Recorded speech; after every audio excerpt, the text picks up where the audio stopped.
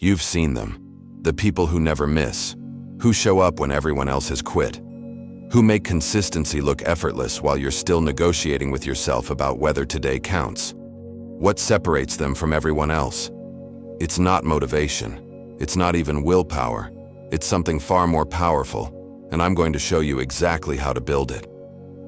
Part 1. The Pattern Breaker. Meet James, software engineer, smart guy. But he had a problem that millions share. He couldn't maintain anything past 2 weeks. Gym membership, used it twice.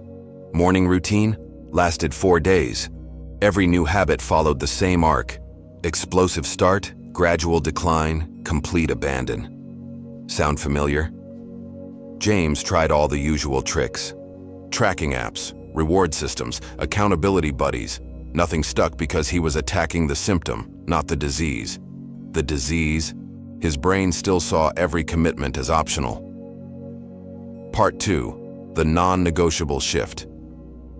Here's what changed everything. James stopped making private promises and started making public stakes. He didn't just want to work out. He announced to everyone, "I'm someone who trains at 6 a.m. 5 days a week for the next 100 days. His friends thought he was being dramatic. His partner said he was setting himself up for embarrassment.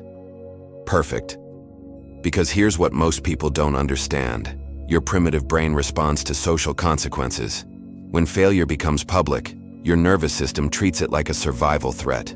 You're not just breaking a habit. You're breaking your word in front of your tribe. Day 3, his alarm went off. His body screamed to stay in bed. But the thought of posting "I quit after 3 days" was more painful than getting up. The public declaration didn't give him motivation. It gave him something better. It made quitting cost more than continuing. Part 3. Removing the variable.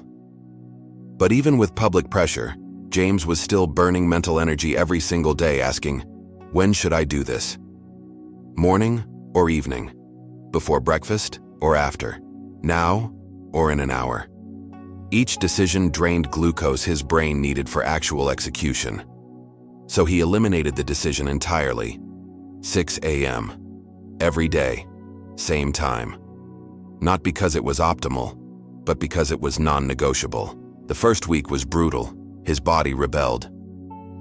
Week 2, something shifted. He started waking naturally 2 minutes before his alarm. By week 3, his feet hit the floor before his conscious mind even engaged. Here's the key. Consistency isn't about finding the perfect schedule.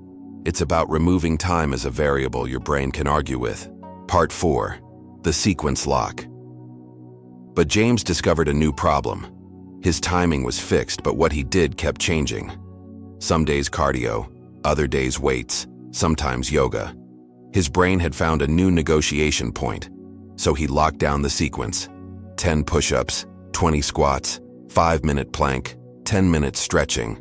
Same order, every single time. His friends called him robotic. They didn't understand that robotic was exactly the goal. Week 4, his mind fought for variety. Week 6, he was halfway through his routine before realizing he'd started. The practice was running itself. MIT research shows that when you repeat identical actions in identical contexts for roughly 60 days, your basal ganglia take over. The behavior becomes automatic. You're no longer deciding, you're executing. Part 5. The gap is the killer day. 7. James got food poisoning. Day 52.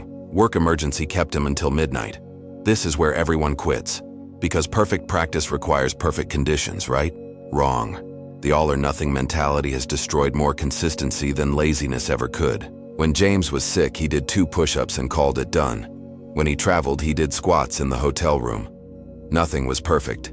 Everything maintained momentum. Because here's the truth. A river never stops flowing. During drought, it might be a trickle, but it never stops. The moment it stops, it's no longer a river. It's a dry creek bed. Your practice is the same. Part 6. Pre-deciding your response.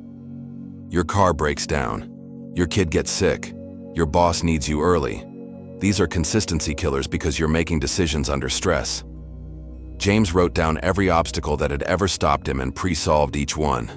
Bad weather, body weight exercises inside, guests staying over, workout in the garage, traveling, hotel room routine, injured, modified movements that keep the streak alive. When X happens, I do Y. No thinking, no negotiating, just execution. A Yale behavioral study found that pre-deciding your actions removes decision fatigue from critical moments.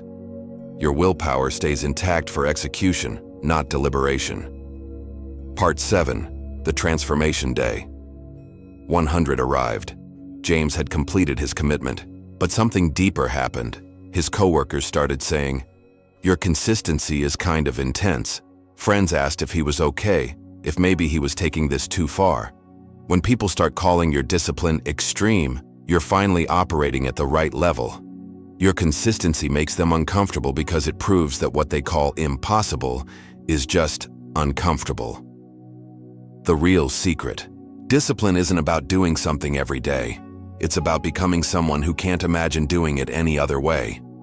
When you combine public stakes, fixed timing, identical practice, and pre-solved obstacles, you're not building habits. You're rebuilding your identity.